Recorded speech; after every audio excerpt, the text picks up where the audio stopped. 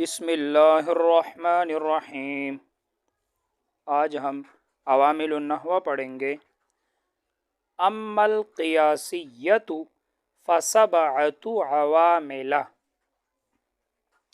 بہرحال یا لیکن کا ترجمہ کرو، لیکن قیاسی فسبعۃ عوامل، پس وہ 7 عوامل ہیں۔ پیچھے آپ نے پڑھ لیا تھا کہ عوامل کی 2 قسمیں، لفظی اور معنوی۔ لفظی عوامل 98 ہیں، اس کی 2 قسمیں تھی، سماعی قیاسی۔ سماعی 91 عامل تھے جو 13 انواع پہ تقسیم ہو رہے تھے، اور قیاسی 7 عامل ہیں جو ابھی شروع ہو رہے ہیں، اور 2 معنوی ہیں وہ آگے آ رہے ہیں۔ تو نحو کے اندر ٹوٹل 100 عوامل ہے، 91 سماعی ہیں، 7 قیاسی ہیں، یہ ٹوٹل ہو گئے 98۔ اس کو لفظی عوامل کہتے ہیں، دونوں کو، قیاسی اور سماعی دونوں کو لفظی عوامل کہتے ہیں، یہ 98، اور 2 معنوی ہیں تو یہ 100 بن جاتے ہیں۔ اما القیاسیۃ، بہرحال قیاسی یا لیکن قیاسی، فسبعۃ عوامل، تو وہ 7 عوامل ہیں۔ تو قیاسی عوامل یاد رکھنا 7 ہے، یہ آپ کو بتائیں گے۔ سب سے پہلے فعل ہے، پھر دوسرے نمبر پر مصدر ہے، پھر تیسرے نمبر پر اسم فاعل ہے، پھر چوتھے نمبر پر اسم مفعول ہے، پھر 5ویں نمبر پر صفت مشبہ ہے، پھر 6 نمبر پر مضاف ہے، اور 7ویں نمبر پر اسم تام ہے، اسم تام۔ تو یہ 7 عامل آپ کو بتائیں گے تفصیل سے۔ اما القیاسیۃ فسبعۃ عوامل، اس کے اوپر میں زبر پڑھ رہا ہوں، سبعۃ مضاف ہے اور یہ مضاف الیہ ہے، لیکن چونکہ عوامل یہ غیر منصرف ہے، اور آپ کو پتہ ہے غیر منصرف کے نیچے زیر نہیں آتا، حالت رفع میں ضمے کے ساتھ، حالت نصبی جری دونوں میں فتح کے ساتھ۔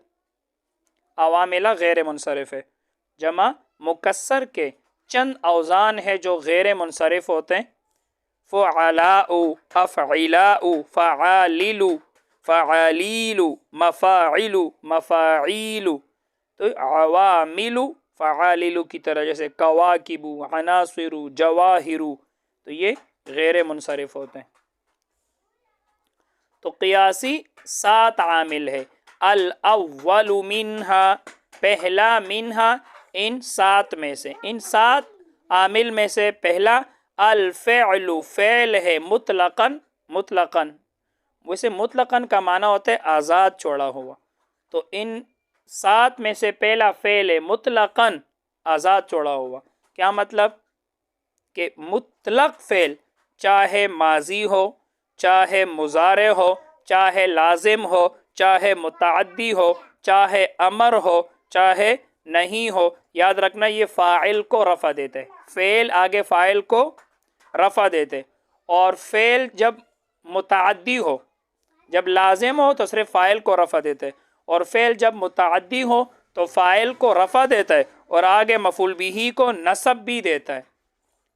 تو کہتے ہیں الاول منہا، پہلا، منہا ان 7 عوامل میں سے، الفعل، فعل ہے، مطلقاً آزاد چھوڑا ہوا، مطلب فعل کو آزاد چھوڑ دو، چاہے ماضی ہو، چاہے مضارع ہو، چاہے امر ہو، نہیں ہو، لازم ہو، متعدی ہو، جو بھی ہو، وَهُوَ يَرْفَعُ الْفَاعِلَ، اور وہ رفع دیتا ہے فاعل کو۔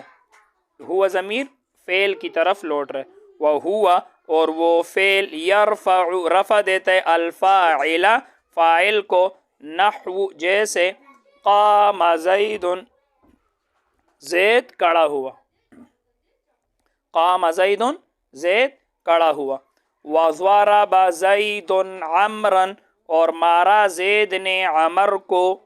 یہ جو پہلی مثال ہے قام زید، یہ فعل لازم کی مثال ہے، وَضَرَبَ زَيْدٌ عَمْرًا یہ فعل متعدی کی مثال ہے۔ دیکھو زید فاعل کو رفع دیا اور عمرًا مفعول بہ کو نصب دیا، تو قام فعل لازم ہے، ضرب فعل متعدی ہے۔ فعل لازم اور فعل متعدی کی ایک موٹی سی پہچان آپ کو بتا دیتا ہوں۔